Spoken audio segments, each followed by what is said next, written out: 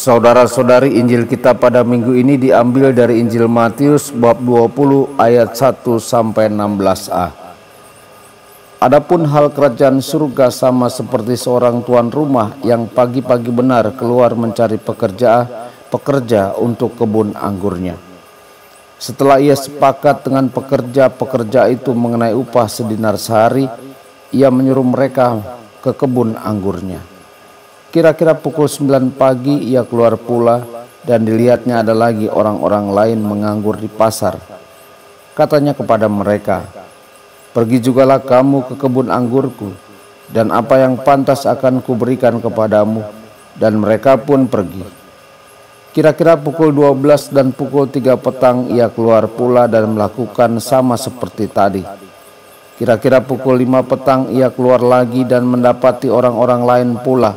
Lalu katanya kepada mereka, "Mengapa kamu menganggur saja di sini sepanjang hari?" Kata mereka kepadanya, "Karena tidak ada orang yang mengupah kami."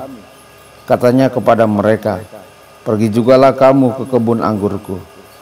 Ketika hari malam, tuan itu berkata kepada mandurnya, "Panggillah pekerja-pekerja itu dan bayarkan upah mereka, mulai dengan mereka yang masuk terakhir hingga mereka yang masuk terdahulu." Maka datanglah mereka yang mulai bekerja kira-kira pukul 5, dan mereka menerima masing-masing 1 dinar. Kemudian datanglah mereka yang masuk terdahulu, sangkanya akan mendapat lebih banyak, tetapi mereka pun menerima masing-masing 1 dinar juga. Ketika mereka menerimanya, mereka bersungut-sungut kepada tuan itu, katanya, "Mereka yang masuk terakhir ini hanya bekerja 1 jam, dan engkau menyamakan mereka dengan kami yang sehari suntuk bekerja berat dan menanggung panas terik matahari." Tetapi tuan itu menjawab seorang dari mereka, "Saudara, aku tidak berlaku tidak adil terhadap engkau. Bukankah kita telah sepakat sedinar sehari? Ambillah bagianmu dan pergilah. Aku mau memberikan kepada orang yang masuk terakhir ini sama seperti kepadamu. Tidakkah aku bebas mempergunakan milikku menurut kehendak hatiku? Atau iri hatikah engkau karena aku murah hati?" Demikianlah orang yang terakhir akan menjadi yang terdahulu, dan yang terdahulu akan menjadi yang terakhir. Demikianlah sabda Tuhan. Terpujilah Kristus.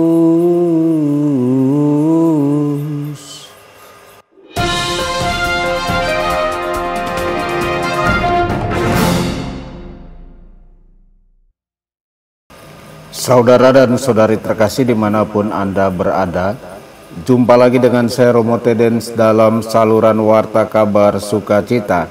Semoga Anda semua dimanapun berada senantiasa dalam keadaan sehat dan bahagia.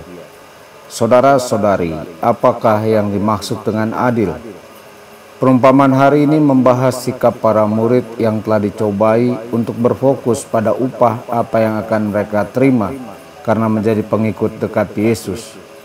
Mereka mulai berpikir bahwa kerajaan Yesus akan memberi mereka kekayaan, atau bahwa kerajaan itu akan mengangkat derajat mereka di atas orang lain. Pada awalnya kita mungkin berasumsi bahwa Yesus ingin mengajarkan kepada mereka melalui perumpamaan ini bahwa Ia adil, memberikan kepada setiap pekerja apa yang menjadi haknya. "Teman, aku tidak menipu engkau. Bukankah engkau telah setuju dengan aku untuk menerima upah harian yang biasa?" Namun kita tahu bahwa dalam kasus kita, upah harian adalah hidup yang kekal. Tidak ada jumlah pekerjaan, tidak ada perhitungan, tidak ada alasan yang membenarkan penerimaan kita atas anugerah yang begitu besar dari Tuhan kita yang sangat murah hati. Saudara-saudari, Yesus adalah seperti pemilik tanah yang membutuhkan bantuan, yang memiliki pekerjaan yang harus diselesaikan, yang memiliki pekerja untuk mengerjakannya. Dia tidak akan membiarkan kita bermalas-malasan. Dalam arti tertentu, melakukan pekerjaan Kristus memiliki rasa urgensi. Entah kita dipanggil untuk mengikutinya di awal kehidupan atau di kemudian hari, suaranya mengundang respon kita sekarang hari ini. Dia menginginkan kerjasama kita.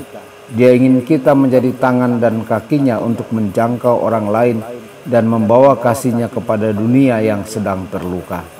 Saudara-saudari, Apakah kita tidak bebas melakukan apa yang kita inginkan?